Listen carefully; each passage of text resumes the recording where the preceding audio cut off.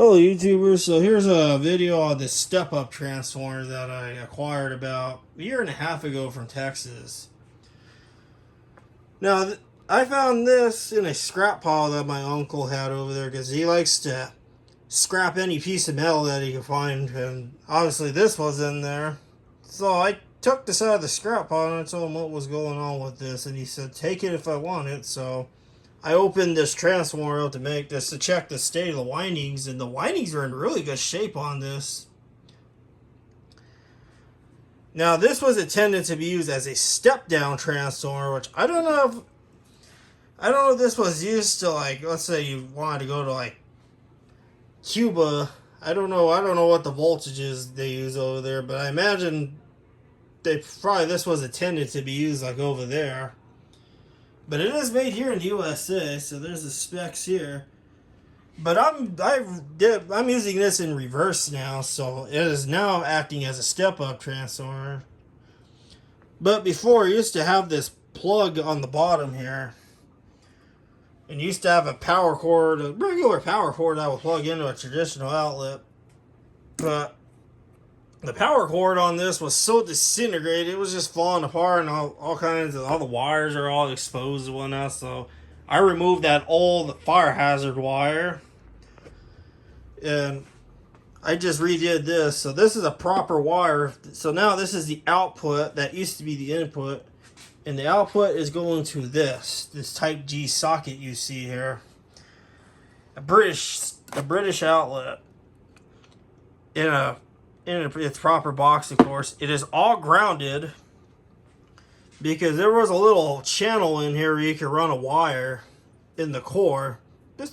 So I ran a single piece of wire through to connect this ground prong here directly to this prong and this box. So this is all grounded, properly grounded, which it's very important to do that.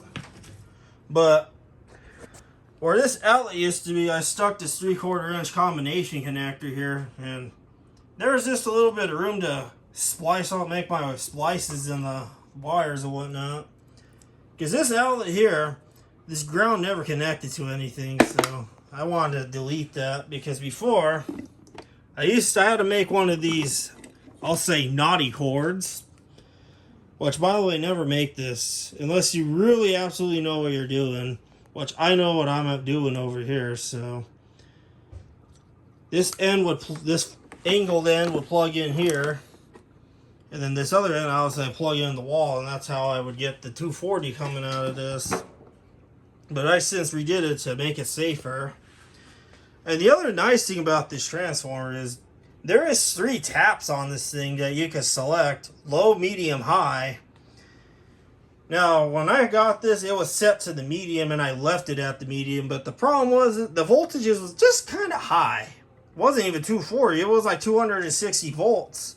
And that was on the medium, which is not a problem with this, which I am going to use this as a demonstration for this. But I had to re-tap it to low.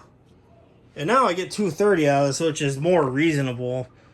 Because where I live, the voltages are kind of like a little on the high side, like 123, 124, depending on the year.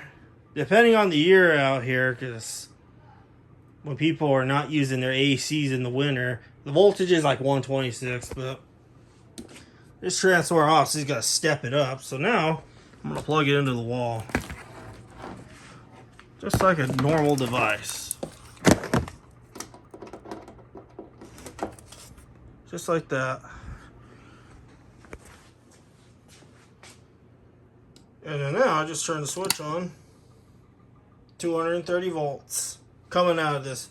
Used in reverse, which is awesome. That's the nice thing about transformers.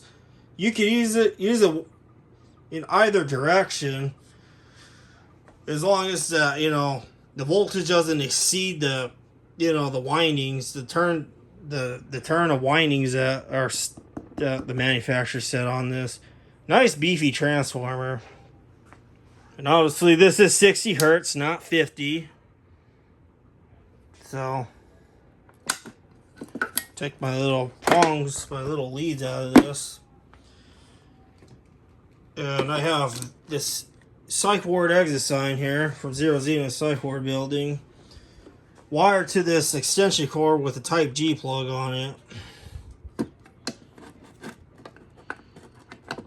See? Just like that. And then turn the switch on.